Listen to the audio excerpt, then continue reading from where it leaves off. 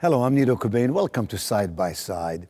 Our guest today is the student who went to A&T University and then became its chancellor, Dr. Harold Martin. Funding for Side by Side with Nido Qubein is made possible by... Here's to those that rise and shine, to friendly faces doing more than their part, and to those who still enjoy the little things. You make it feel like home. Ashley Home Store. This is home. The Bud Group is a company of everyday leaders making a difference by providing facility solutions through customized janitorial, landscape, and maintenance services. Coca-Cola Consolidated is honored to make and serve 300 brands and flavors locally.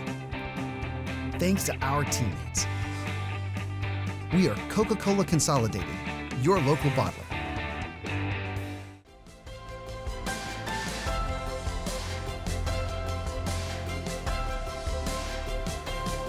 Dr. Martin, welcome to Side by Side. I have been wanting to ask you some questions. I get to see you every so often, but this is going to be a wonderful time where I dig into your heart and your mind and get some answers.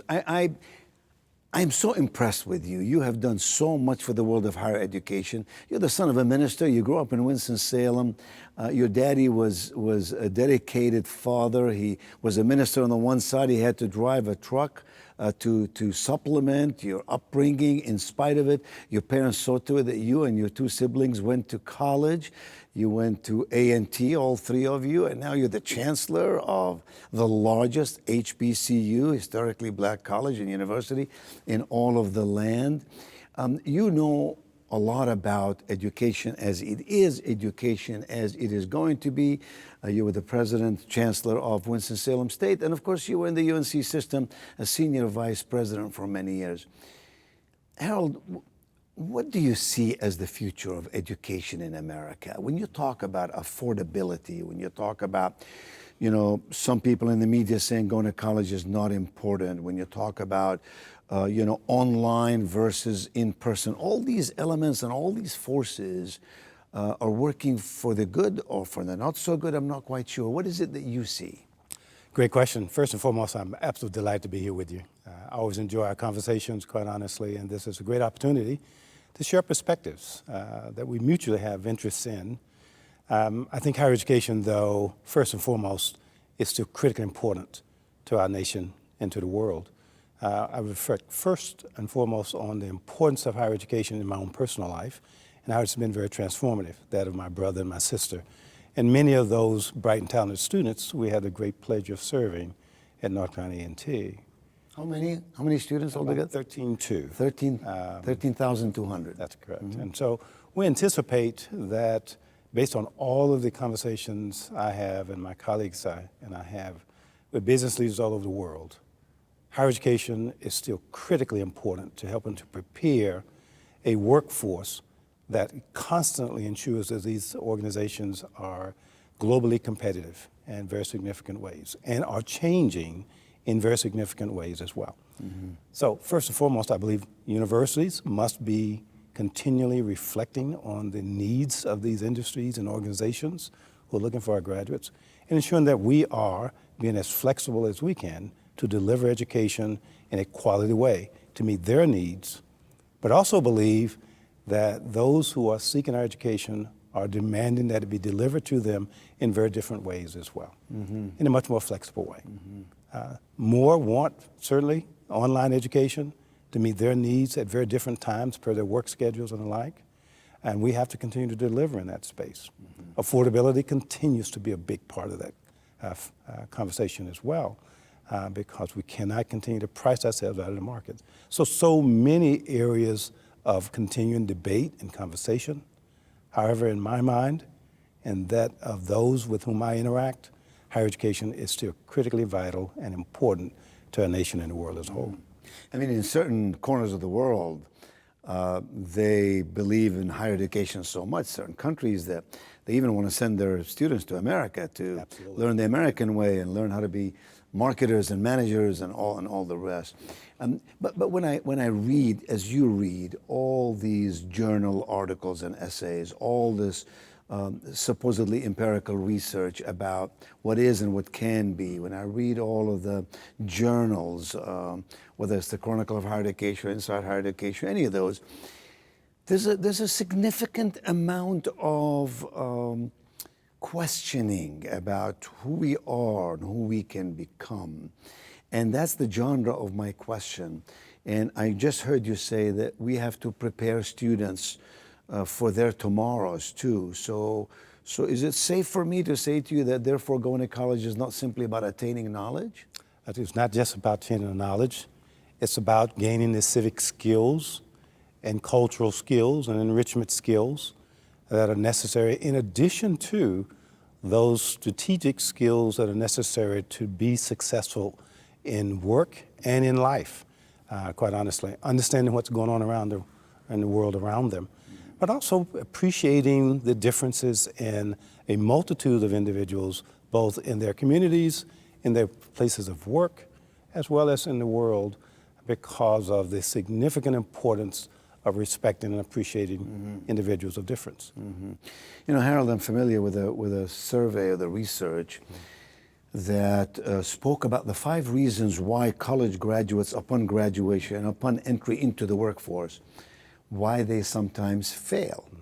Fail not as in being demolished, but fail as not achieving the highest level of their potential.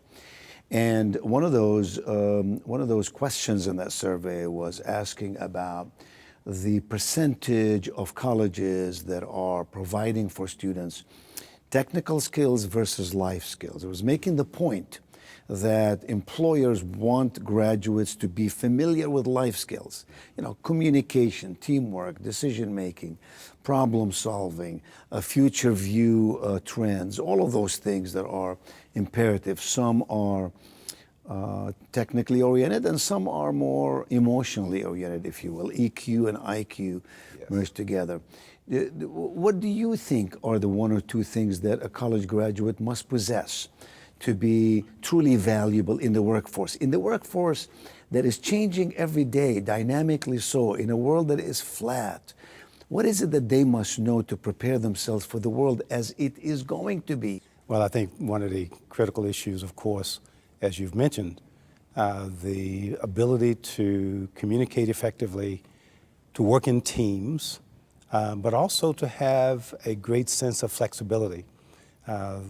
As individuals move into the workplace, workplace continually changes. We've seen that in our university, the talents we continue to recruit to our universities, but the graduates we're producing, we are driven to encourage them strongly to continue to value the importance of lifelong learning, continuing to engage in building their skills, understanding how to engage, understanding how the technologies are changing around them, quite honestly, and how they see themselves continue to contribute to those organizations as well.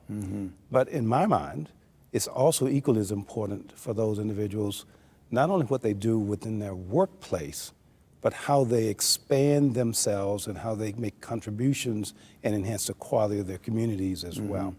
That takes on a very different set of skills as well. What are some of those Some skills? of those skills, understanding what those needs are. Not everyone in their communities are benefiting from education and wealth and et cetera. There are those who have great needs, the homeless, those without health insurance, for example. Those are struggling in school and need help with support in school, for instance. Those are individuals in our community who are without food and are living in food deserts. Enrolled in the university. Enrolled in the university. Yeah. You'll find that throughout higher education in much more significant ways. We have incredibly bright students who are going to college in general, and we have them attending our university who are coming from varying backgrounds, incredibly bright, but they need assistance in all of those support areas, those things we call wraparound services that are critically important to ensuring that they're going to be successful and not distracted by life's issues so that they can continue to focus on academics as well. I mean, Harold, I think you'd agree with me that there are a lot of people out there opining about higher education. Sure. You hear comments like, you know, colleges are about indoctrinating students. Colleges are bastions of fill in the blank, whether it's political leaning, whether it's some other leaning, and so on. And there is some disenchantment in our country about, if not the value, about the structure or the delivery of higher education. Where am I wrong? I think higher education has always been about providing information and challenging young people and students to think. Not what to think, but how to think. Mm-hmm. And lots of information is shared by a diverse group of faculty members and experiences and technical competencies. Mm-hmm. And that's what higher education is all about. It's teaching young people and students how to think, how to decipher information that they're receiving from a variety of spaces, mm-hmm. and making good personal decisions. From my own personal experiences as a student and subsequently as a faculty member and as an administrator, I'm not seeing the evidence of universities, and I've worked in a number, and I've led at least 2 institutions, mm-hmm. where there's evidence that the institutions and their faculty are conscientiously seeking to mm-hmm. Indoctrinate students mm-hmm. by any measure. Mm-hmm. One of my former leaders at our university said to our university and our students, "It is not our responsibility to teach you what to think, but how to think." Yes. And I think institutions in the most form seek to try to do that. Yeah, so you're suggesting that to do that, to accomplish that, occasionally you have to give varying points of view, sometimes quite different points of view about Absolutely. Different matter, and it is up to all of us to bring that together. I believe it is the duty of educators and leaders of universities, you and me included in that we have to interpret the value of a university in ways that the general public and certainly the employers out there for our students acknowledge the truth in what we say. Absolutely. And perception, is reality, so said Tom Peters many years ago. Sometimes that's true, sometimes that's not true. But I do think we have a challenge in higher education, and it's changing. And we are getting students today that Absolutely. Are quite different. Take Generation Z, for example, is quite different than how most people who work in a university understand, Absolutely. And we have to constantly educate and so on. You do a lot of research at A&T. That's one of your strengths at A&T. What areas is that research in, and where have been some of your major successes? Much of our research, we're a land-grant institution. That's which we're heavily STEM, although we value the importance of the arts and the humanities and health sciences, et cetera. Much of our research has been focused on science. Agriculture, we're interested in the science for enhancing, producing more abundant food harvest, and changing irrigation systems, the impact of pesticides on foods and food production, for example. Technologies out of our College of Engineering and Nanoscience and Engineering academic folk who are looking at ways to improve technologies that enhance communications. Some of the innovations that have grown out of our faculty, for example, let's take agriculture. One of our scientists has been working on removing the antigen in peanuts that is an allergen that causes people to not be able to eat peanuts because it creates in them a reaction, allergic reaction. That has been an incredible innovation by a faculty member, and it's looking now to be commercialized. One of our faculty members has created, and it's been focused on new materials being made from a variety of fibers that have tensile strength and compression strengths that are comparable to steel, which allows, and it's very lightweight, which allows these new materials to be used for defense manufacturing of aircraft or ships, for example, or in automobile manufacturing, for instance. And so a variety of technology developments, and out of that technology innovation has grown patents and patent disclosures, and several companies have spun out of the university as a result, creating jobs in our community, in our state, and the nation as well. And so it's what universities do and what we are excited about, what our faculty do in that space.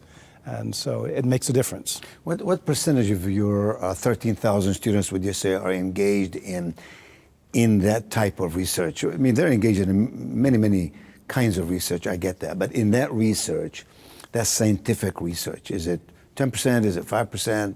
It's about 10%. Are they just engineers? Are they? They're engineers, they're scientists, they're agricultural, animal scientists, if you will. They're social scientists. We also have social scientists looking at the impact of how technology impacts society, how it impacts when you get in an automobile and the surroundings and ergonomics. Are we comfortable in these automobiles? Or how do we ensure that this technology is not having a damaging impact on society or on the environment? So social scientists are involved, political scientists are involved, for example. Educators are involved as we train teachers so that teachers are better prepared as we engage with young people and from kindergarten through elementary and high school so that they're better informed about the environment. Lots of discussions are going on today about science and the importance of science, the importance of the environment, and the impact of the environment that humans are having that are changing the society in significance as well. And so our faculty are engaged, our students are engaged in that high level of research that is making a difference in our community and our society. So Harold, I want to switch this discussion to perhaps some more sensitive issues. I trust your judgment in how you answer some of my questions. I interviewed one time Dr. Condoleezza Rice, and she said something that impacted me very measurably. She said she grew up in heavily segregated Birmingham, Alabama, in a poor home. And yet she went on to become, as you know, a classical pianist. Yes. She became an expert on Russian politics and history. She became the only woman, the youngest person, the only black to become the provost at Stanford University. Amazing achievements in spite of amazing adversity. Yes. I want to get into Harold Martin's heart. You grew up in Winston-Salem, probably in segregated times. How did you become so educated, so learned, and such a leader of both community at large and university campus? Tell me about the process that you employed that you became the person that you are. You know, I credit first and foremost my parents. Very disciplined. We were, the rules were clear on behavior and expectations and how we would not only engage in our family around the dinner table, the conversations we would have, how we would contribute to the work and survival and support in our home. But our parents also were clear about the importance of education, that we were going to do well in school and we were expected to go to college and take advantage of the opportunities afforded to us. But I also think our parents trusted the teachers that they engaged in and passed us on to every day in our schools, K-12, that taught us, influenced our thinking, influenced our performance. And during that era, a little corrective behavior in your discipline was also appropriate as well. And those teachers— I relate to that, Harold. I've been there, yes. And so those teachers were an extension of our parents and our family and their values, and that continued to engage us as we grew up as well. So Harold, how commonly applicable is that? Why is our society in such turmoil? Why are we experiencing, in some cases, in our relationships, I don't want to call it lack of civility, but you know what I'm saying. We are, as a whole in America, a good people, and we can do good things. And yet sometimes we find this turbulence that goes all around us. I know it breaks your heart when something like that happens. Why isn't everybody like Harold Martin? I think so much has happened in our society. The breakdown of our communities. We've seen some breakdown and deterioration of our families in our communities as well, where much of that early engagement and training and trust and values are deployed in children as they're being raised, quite honestly. The trust of our school system and teachers who engage our children along the way as well. The church, which was critically important in my family, with my father being a minister, and the values of religion and Christianity in my own family, quite honestly. And so we see the loss and lack of influence. How are we going to change that?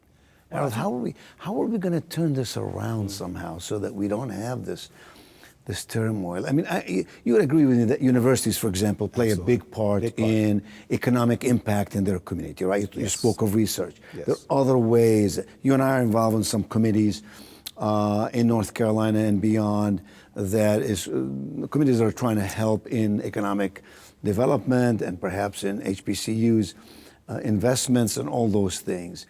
But I'm not quite sure that sometimes I understand. I know about affordability. I know about all the challenges that societally we have, but we have got to turn things around. We have got to turn in this things around. country. We agree wholeheartedly. And that's why I think people like you and people like me have to continue to be out and engage in our communities, in organizations, and having these important discussions and insisting that we be more inclusive in these discussions and focusing on those things that matter most. It's more than just about economic growth and prosperity of the community. It's also about the quality of life and the engagement of supporting those in our community who need our help, who need our assistance, quite honestly. Yes. I'm very passionate about this in the work I do with our university, how we engage our students. We know they come from a very diverse set of circumstances. They're bright and prepared, but they also come from varying backgrounds and support. And we have to ensure, as you are ensuring with your influence here at High Point University, that we are creating an environment, a culture that values the differences of our students, and we value how we intake them, but we are also critically focused on how they appear when they leave our universities upon graduation. How you nourish their minds and nurture their souls. Absolutely. All right, Harold, in the time that we have left here, just a couple of minutes, I want to ask you a rapid series of questions. Just give me sort of 1 or 2 word answers. Hobbies?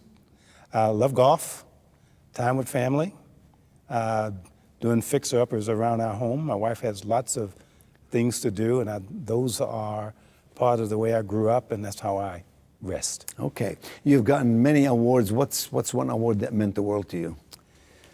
The most significantly recognized award I would probably suggest has been the award by Thurgood Marshall College Fund for contributions to higher education.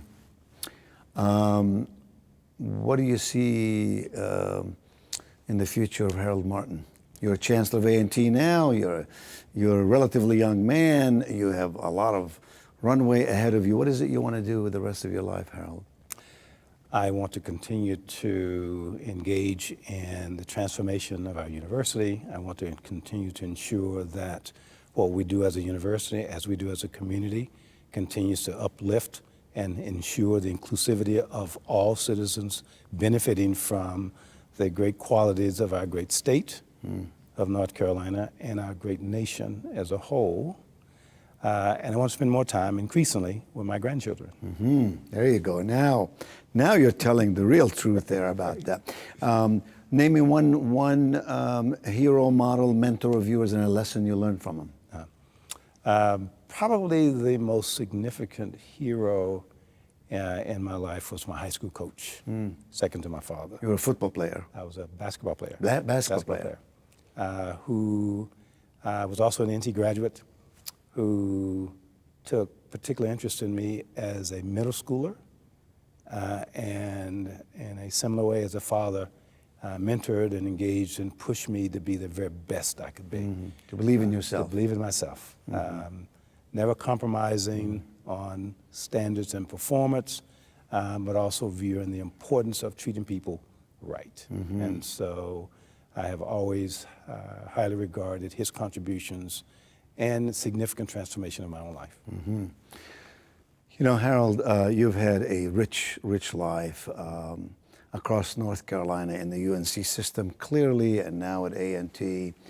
But I can tell you, my friend, that people who know you and know you well describe you as this terrific steward who cares deeply about relationships, who honors other people, who respects varying points of view.